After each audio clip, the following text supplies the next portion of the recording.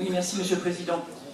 Des groupes de votre majorité, Monsieur André Gachet, ont souhaité porter un vœu transformé en question orale la question de l'accessibilité des logements aux personnes handicapées dans le contexte d'une mesure de la loi Elan instaurant un simple quota de 10% d'accessibilité des 350 000 logements neufs produits une bonne année. En 2005, à la faveur de la troisième grande loi sur le handicap portée par le président Chirac, tout le parc neuf d'immeubles locatifs.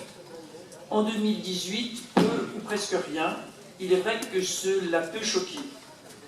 Revenir sur le principe d'universalité de l'accessibilité acté par la loi de février 2005 est un signal négatif adressé aux personnes en situation de handicap, à leurs familles, à la société.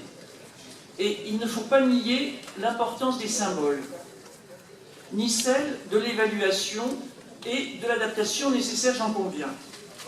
Mais alors, quelques réflexions. 10%, pourquoi pas 20, pourquoi pas 25?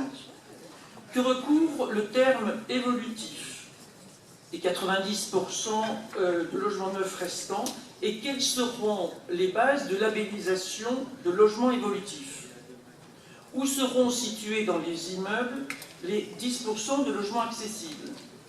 Comment pourra-t-on imposer aux bailleurs les travaux d'accessibilité du logement évolutif? Qui prendra en charge les travaux d'adaptation?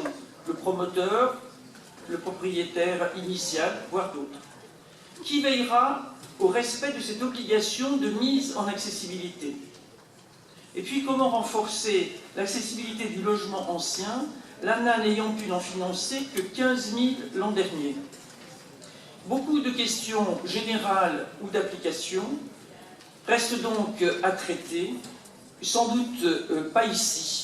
Et finalement, les circonstances font que les parlementaires qui auraient eu sans doute bénéfice à entendre l'ensemble de ces réflexions puissent les entendre, mais je comprends leur absence. Et je remercie tous ceux qui ont attendu la fin de la séance pour entendre les derniers propos. Je vous remercie.